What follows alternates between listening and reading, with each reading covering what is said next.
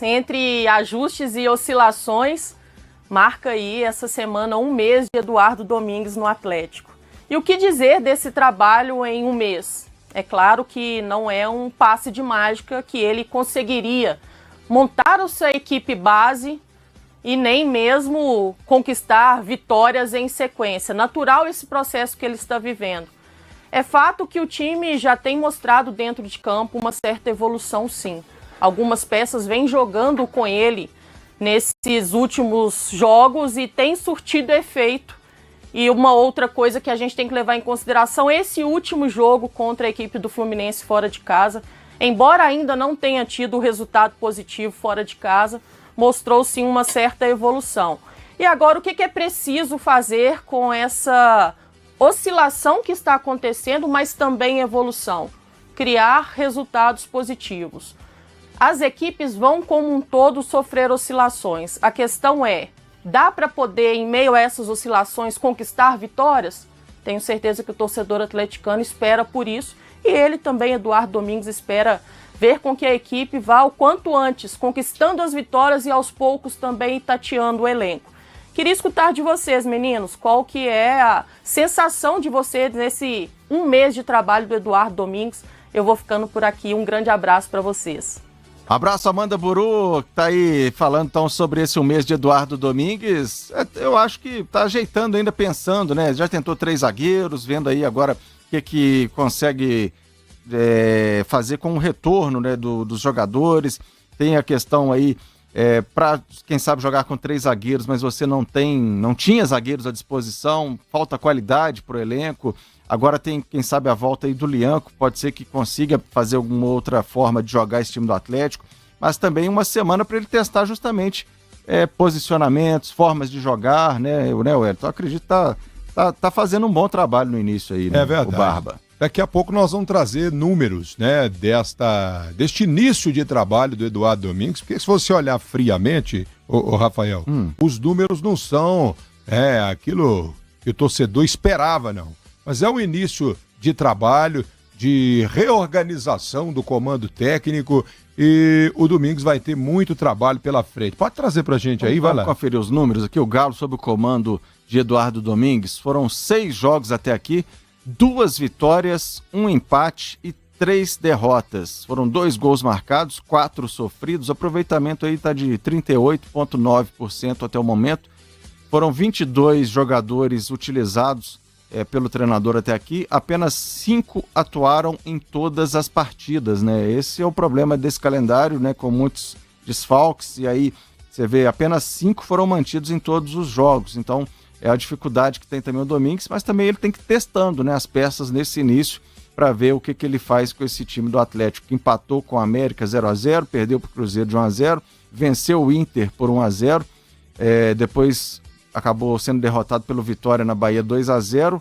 O Atlético conseguiu uma excelente vitória, né, sobre o São Paulo, que até então era o líder, 1-0, e na última rodada mais 1-0, mas de derrota para o Fluminense. Então está oscilando muito ainda nesse início de trabalho do Eduardo Domingues, mas o que é natural, né? Vamos também trazer o nosso Guilherme Gonçalves, agora sim falando sobre também a diretoria, né? Porque analisamos o trabalho do treinador, mas e o trabalho, né, do CEO do Atlético aí, o Pedro Daniel, nosso Guilherme Gonçalves, o presuntinho, chegando aqui no nosso Fã de Primeira.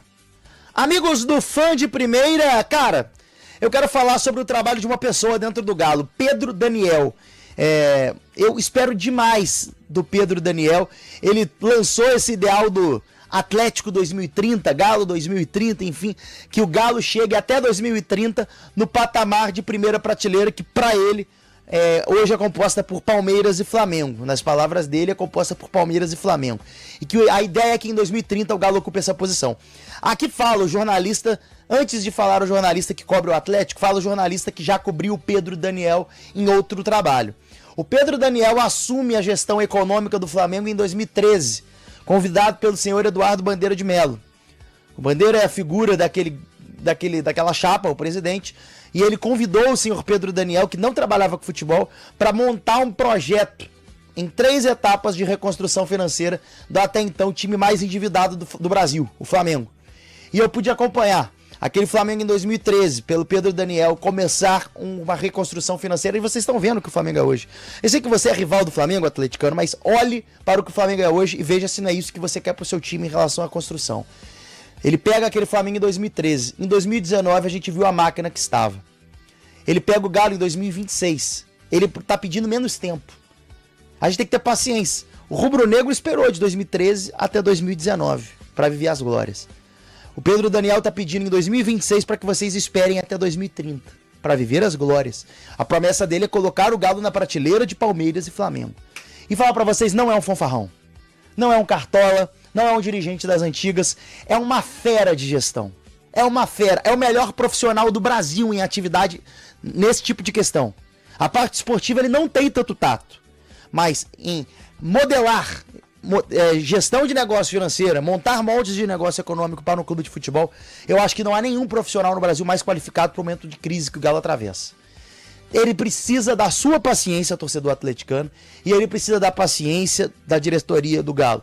Que o Zerres, que o Brax, e claro, que você, atleticano, entregue ao Pedro Daniel a paciência que ele precisa e a paciência que ele merece. Eu tô afirmando para vocês, é um profissional que tem capacidade de até 2030 cumprir essa promessa e colocar o Galo na primeira prateleira do futebol brasileiro. E aí, meninos, animados com esse projeto Galo 2030? Tem que ficar animado o torcedor, né? A expectativa é realmente essa, né? Que a promessa foi feita para virar SAF, que seria um novo momento do futebol, e esse novo momento, por enquanto, ainda não chegou para o torcedor. Tá repetindo as mesmas coisas da época de associação, né? É questão de dívidas, é questão, né, do elenco que ainda não é aquele elenco que o torcedor esperava para brigar realmente por grandes títulos, mas o trabalho tem sido feito, tem que ter paciência, como diz o Presuntinho, mas será que o torcedor vai ter essa paciência? Quero saber lá, no @RadioFanOficial, você torcedor do Atlético, Marcos Santos está lá falando que o mês é muito pouco para avaliar o trabalho do Domingues, a torcida tem que deixar ele trabalhar e acredita que o time tende a evoluir. Tá aqui a participação do Marcos lá de Santa Luzia, obrigado pelo carinho da audiência aí.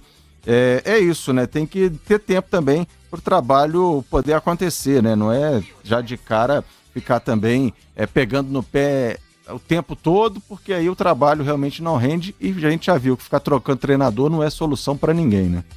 É verdade. Vou pedir a você que dê